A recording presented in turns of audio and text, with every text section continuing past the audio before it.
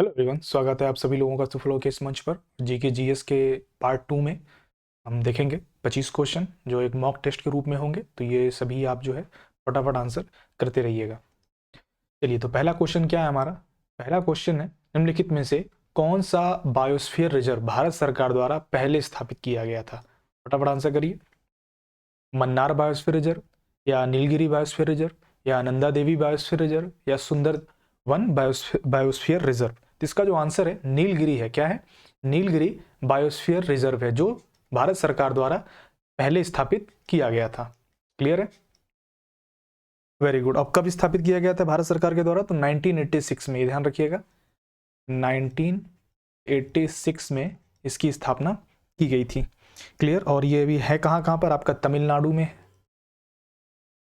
तमिलनाडु में है, कर्नाटक में है और केरल में है। ये 3 जगहों पर फैला हुआ है, लगभग 5520 किलोमीटर स्क्वायर में, ये आपका स्क्वायर किलोमीटर में ये फैला हुआ है। ठीक है, नीलगिरी हिल्स का जो है रेंज का ये पार्ट है।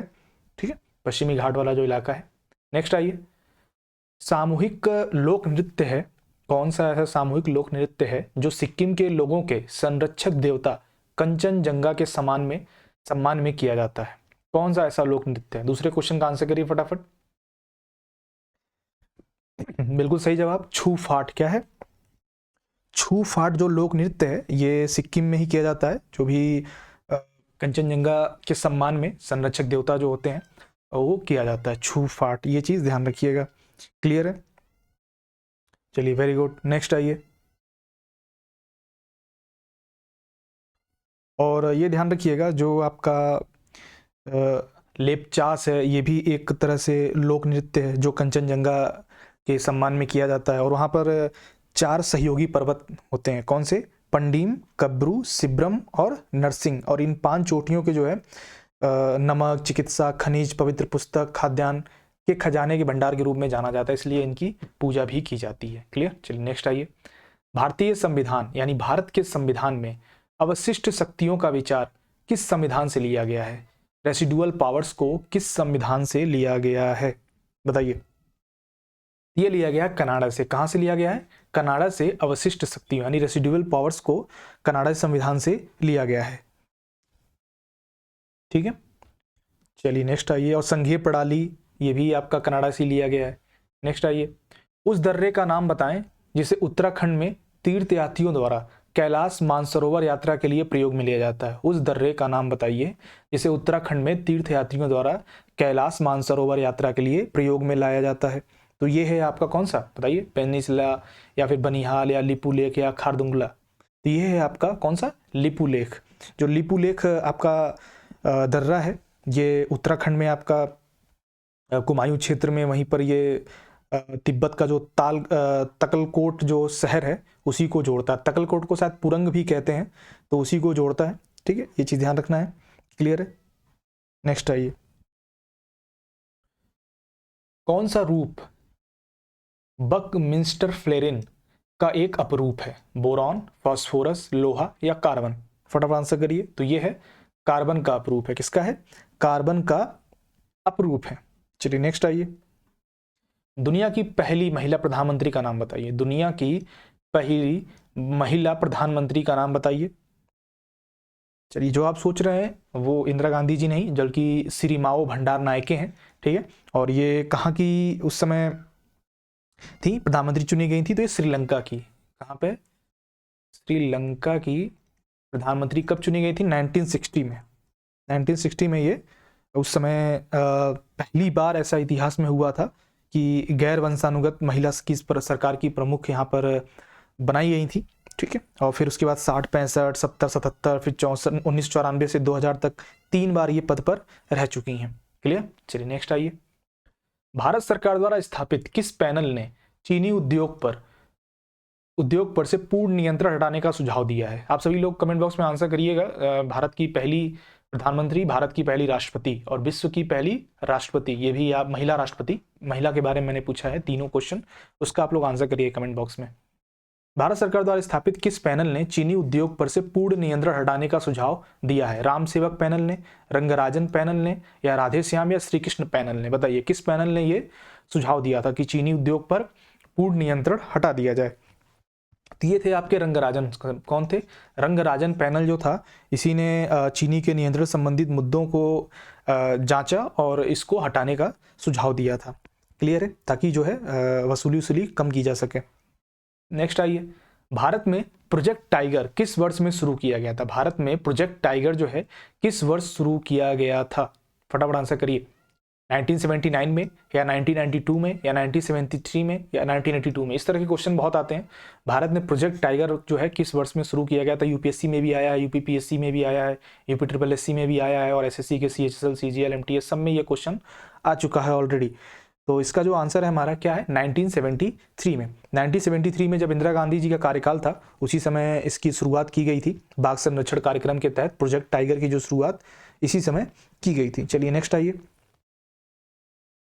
प्रोजेक्ट टाइगर इसलिए शुरुआत किया गया था क्योंकि बाघों का एक तरह से काफ़ी संख्या में कमी आ गई थी, और उनके जो प्राकृतिक आवास थे वो भी सुनिश्चित करने के लिए ये चीज़ किया गया था। प्रोजेक्ट टाइगर जो है लगाया गया, चालू किया गया था। सार्क, इसका फुल फॉर्म तो आप सभी जानते हैं, दक्षिण एशियाई क्षेत्रीय सहयोग संगठन की पहली महिला महासचिव कौन थी? दक्षिण एशियाई क्षेत्रीय सहयोग संगठन की पहली महिला महासचिव कौन थी? एंटोनियो गुटेरेस, फतिमठ धियाना सईदिस, निर्मयाह न्यामने किंग्सले, मेडेलाइन अल्ब्राइट? फटाफट इसका आंसर करिए। तो ये बिल्कुल सही है, फतिमठ ध्यान सईदिस ये जो है पहली महिला महासचिव थी। ठीक है, और ये मालदीव की एक पॉलिटिशियन है, ये बात ध्यान रखिएगा आप। और 1985 में इसकी स्थापना हुई थी, किसकी? सार्क की। उसके बाद से ये पहली अपनी महिला है, फतिमठ जी। ठीक है, ये ध्यान रखना है। चलिए नेक्स्ट आइए, और ये भी ध्यान रखिएगा 13वें सत्र के लिए इनको महासचिव नियुक्त किया गया था 2011 में, फरवरी 2011 में। मार्च 2019 में निम्न में से किस राज्य ने maintenance of household registers bill पारित किया है? मार्च 2019 में निम्न में से किस राज्य ने maintenance of household registers bill पारित किया है? तो ये पुराना हो चुका है, फिर भी इसका आप आंसर दे सकते हो। मिजोरम ने किया है। ठीक है, तो फटाफट आगे बढ़ते हैं, जो पुराने हैं उनको छोड़ते हैं। निम्नलिखित में से कौन से सार्वजनिक क्षेत्र के उपक्रम को फरवरी 2013 में महारत्न का दर्जा दिया गया? ये भी पुराना ही है, क्योंकि वैसे पुराना नहीं है, 2019 का पेपर है, 2019 का है, 4/6/2019 शिफ्ट का पेपर है, शिफ्ट सेकंड है, शिफ्ट सेकंड का ये पेपर है। पूरा 25 क्वेश्चन जो है शिफ्ट सेकंड का पेपर है। ठीक है, और ये सीजीएल टायर 1 का है। ओके, तो ये ज़्यादा पुराना है नहीं, ये पूछा जा सकता है। बताइए फटाफट। बिल्कुल सही आंसर है, जो आपका भेल है ना, वही है। कौन? भेल, VHEL, यानी भारत हैवी इलेक्ट्रिकल्स लिमिटेड। और इसके साथ साथ एक और को मिला था, गेल इंडिया लिमिटेड, यानी GAIL और BHEL। गेल और भेल इन दोनों को ही जो है 2013 में, कब? 2013 में महारत्न का दर्जा दिया गया था। चलिए नेक्स्ट आइए। महारत्न, यार देख लीजिए, महारत्न ये गलत लिखा हुआ है, महारत्न होता है। ठीक है, महारत्न का दर्जा दिया गया था। नेक्स्ट आइए। सिक्किम के लिंबू समुदाय का पारंपरिक वाद्य यंत्र क्या है? सिक्किम के लिंबू समुदाय का पारंपरिक वाद्य यंत्र क्या है? बताइए। छयाब्रुंग, या जिरुमसिली, या चुतके, या नौमाती? तो ये है आंसर आपका छयाब्रुंग। ये लिंबू समुदाय का, लिंबू से ब्रुंग याद रख सकते हैं आप, तो सिक्किम के लिंबू समुदाय का पारंपरिक वाद्य यंत्र छयाब्रुंग। अब आप सोचोगे कि ये सब प्रीवियस ईयर क्वेश्चन क्यों पढ़ाया जा रहा है, तो ये बहुत ही इंपॉर्टेंट है क्योंकि रिपीट होते हैं। क्या होते हैं? बार बार आते हैं, रिपीट होते हैं। और नहीं भी अगर रिपीट हो रहे हैं तो आपको एक पढ़ने का नजरिया मिल रहा है क्या, कि समुदाय के बारे में भी पूछ रहा है सिक्किम के, तो आसपास के जितने पूर्वी राज्य हैं उन सभी के समुदाय के जो कई बार पूछे गए हैं उनको एक बार याद कर लिया जाए, देख लिया जाए। ठीक है, इस तरह से आप पढ़ सकते हो। ओके, चलिए नेक्स्ट आइए। क्वेश्चन नंबर 13, भगवान गौतम बुद्ध के जीवन काल के दौरान 7वीं और छठी शताब्दी ईसा पूर्व में कितनी महान शक्तियां अस्तित्व में आई थी, यानी महाजनपद की बात कर रहे हैं। तो आप सभी जानते हैं 16 महाजनपद थे। कितने? 16 महाजनपद उस समय थे। क्लियर? चलिए अब सभी लोग जो है 16 महाजनपदों के नाम आप बताएंगे उसमें कमेंट बॉक्स में। चलिए नेक्स्ट आइए। और अगर आप देखोगे कि ये जो 16 गणराज्य हैं इनका उल्लेख कहाँ कहाँ मिलता है, ये भी क्वेश्चन बन सकता है, तो ध्यान रखिएगा। अंगुत्तर निकाय में मिलता है आपका, ठीक है, अंगुत्तर निकाय में। और किस में मिलता है?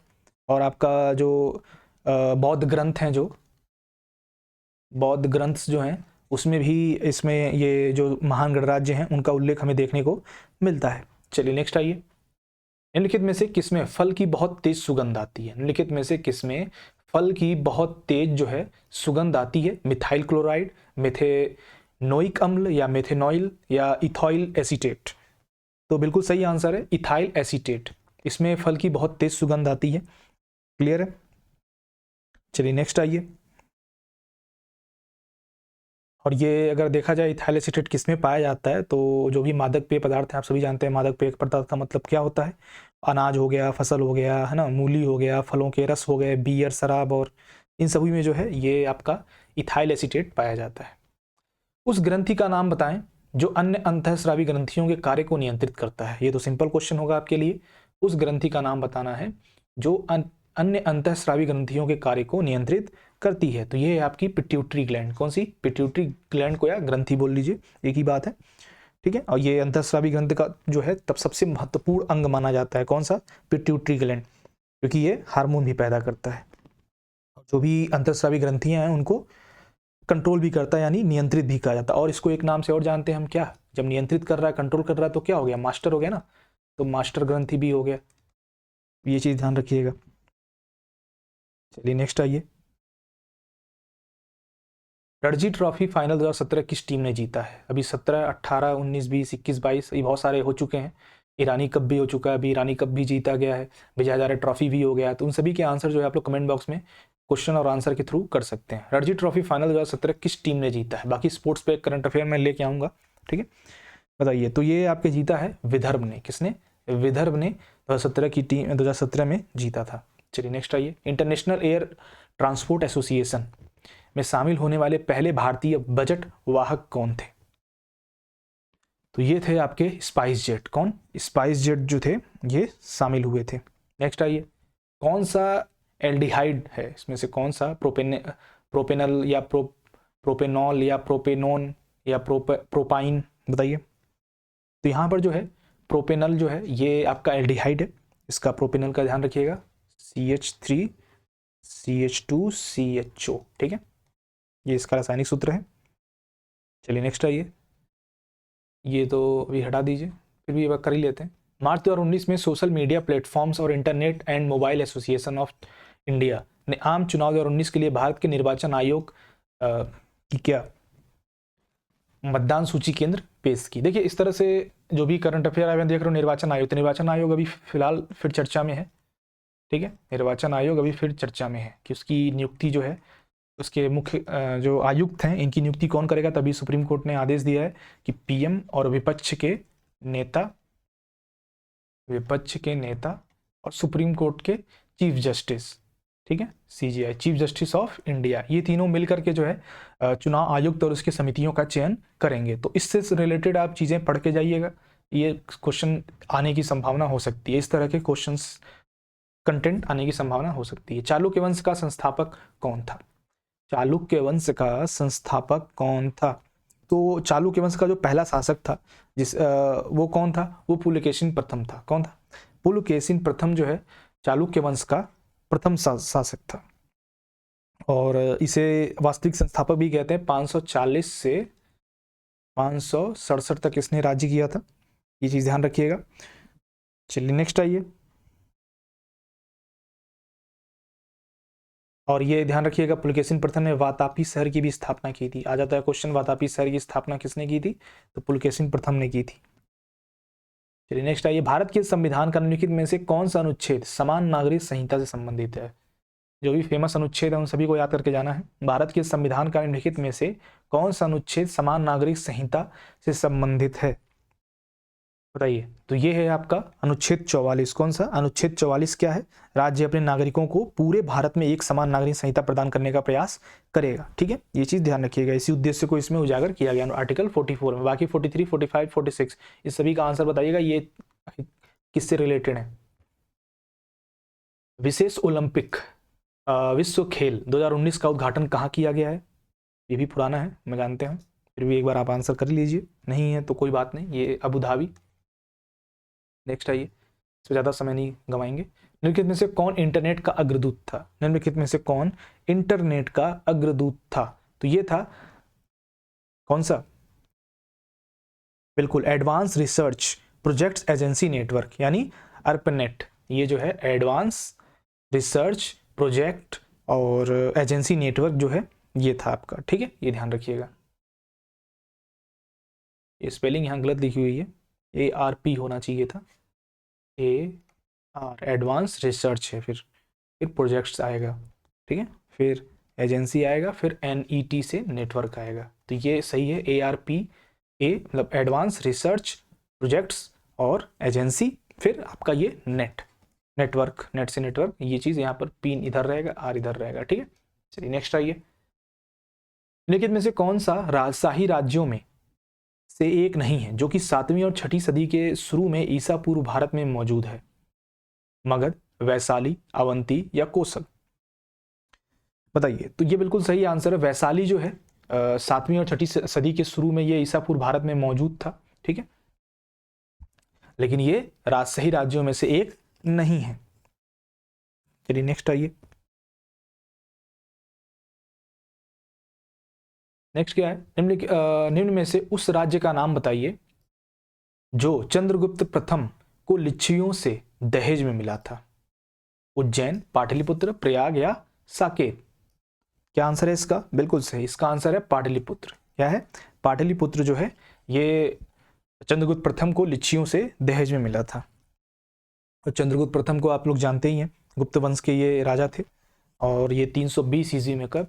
320 ईस्वी में इन्होंने गद्दी संभाली थी। और जो लिच्छवी वंश की जो राजकुमारी थी, क्या नाम था? कुमार देवी, उनसे इन्होंने शादी की थी और पाटलिपुत्र जो है दहेज में लिया था या मिला था, जो भी आप कह लो। ठीक है, चलिए नेक्स्ट आइए। और उन्हीं के पुत्र कौन थे? समुद्रगुप्त थे, जिन्होंने आप जानते ही हैं होड़ों के आक्रमणों को से बचाया था भारत को, और गुप्त साम्राज्य का विस्तार भी किया था। ठीक है, so thank you so much. यहाँ पर आपका एंड होता है, नेक्स्ट पार्ट में मिलेंगे। Thank you so much, take care, bye bye.